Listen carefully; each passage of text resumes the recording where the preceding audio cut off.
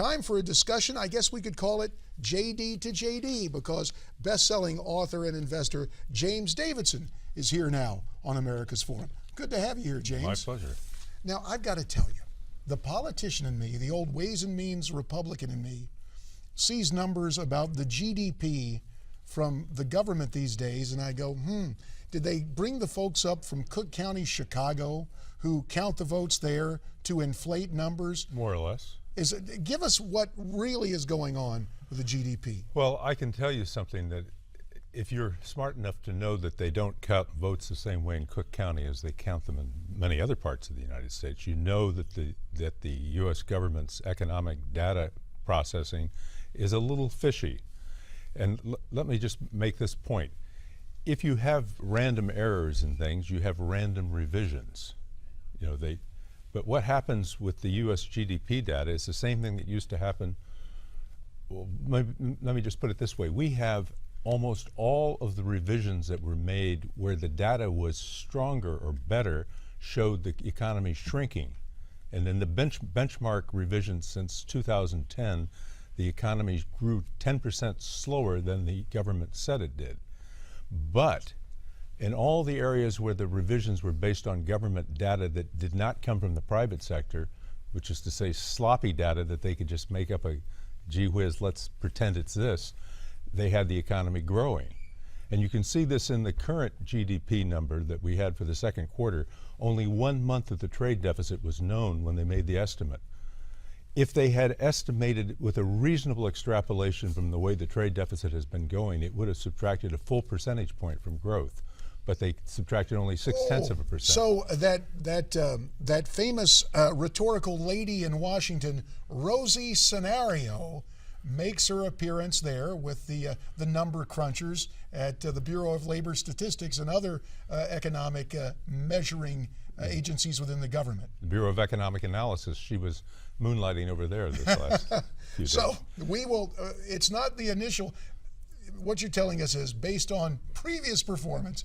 It's not what we hear with the numbers with a big splash. You have to wait on the inevitable revisions. And I would guess that by the time all the revisions are calculated, if they're calculated rightly, the economy probably shrank by 1.5% at a 1.5% annual rate.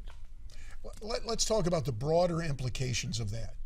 Is it because government is growing and the growth of government necessitates the contraction of the private sector? Well, it puts an added burden on the private sector, but what they're measuring is also government growth. If you go back to the year 2000, almost all the growth in GDP has come from the growth of government spending. We've added more than $1.5 trillion on average to the annual budget of the U.S. in cash terms. And we've added just a bare chemical trace. The private sector has grown at an annualized rate of 0.45%. Which means it would take centuries for the economy to double.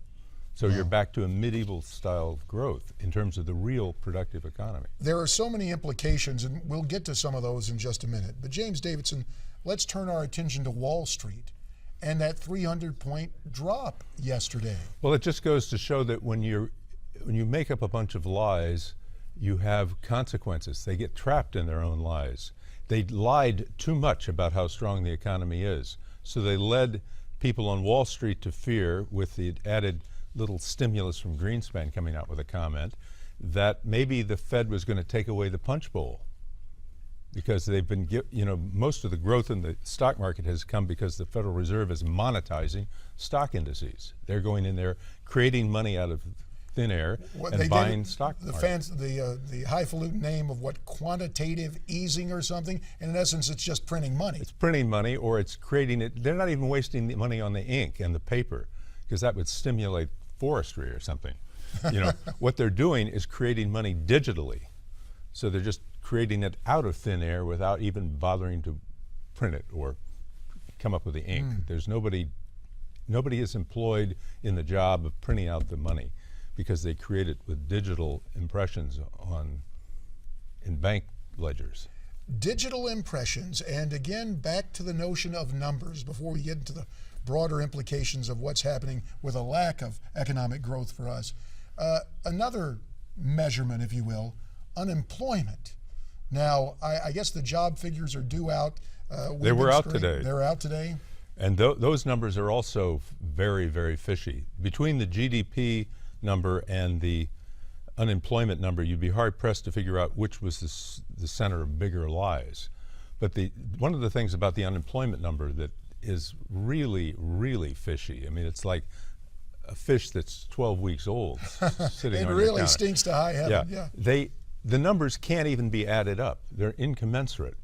If you look at the 2 months ago and say how many jobs they said were created, like in June they said, well, we created all these jobs, like they created them. They didn't create them, but they're counting these jobs. And they said 299,000 jobs, something like that. But what they didn't tell you is that 500,000 full-time jobs were lost, and then they added 750,000 part-time jobs. So actually, the number of people working and the income that they received was down. Because if you have a full-time job and you're fired and you're hired back for part-time, you don't think, oh boy, I'm better off than I was last week.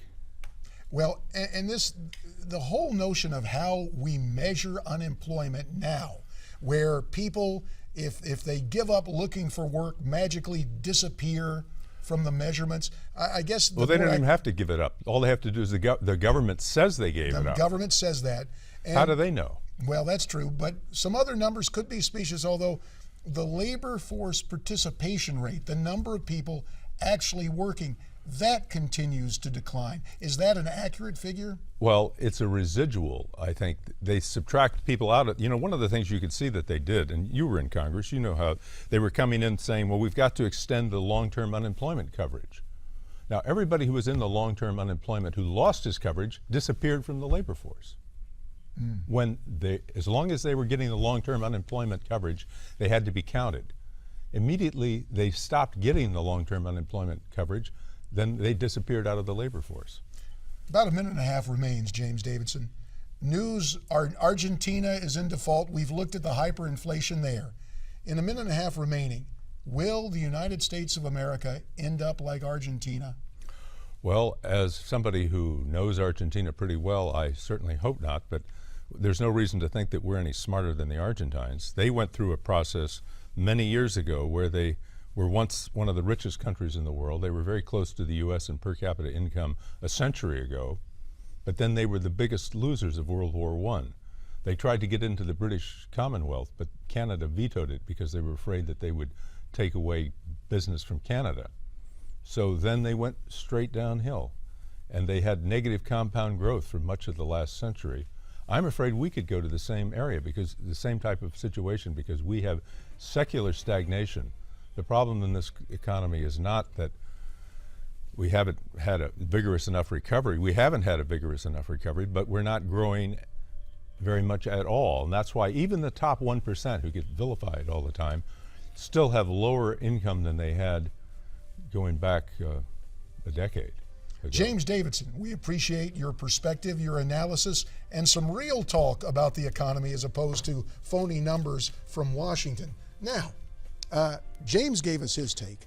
What's your take on the economy? Do you have personal stories? Why don't you tweet us your comments at Newsmax TV, hashtag America's Forum. You can also check out newsmaxtv.com/comment, and there's Facebook, facebook.com/Newsmax. Our faces will show up on your screen following this timeout.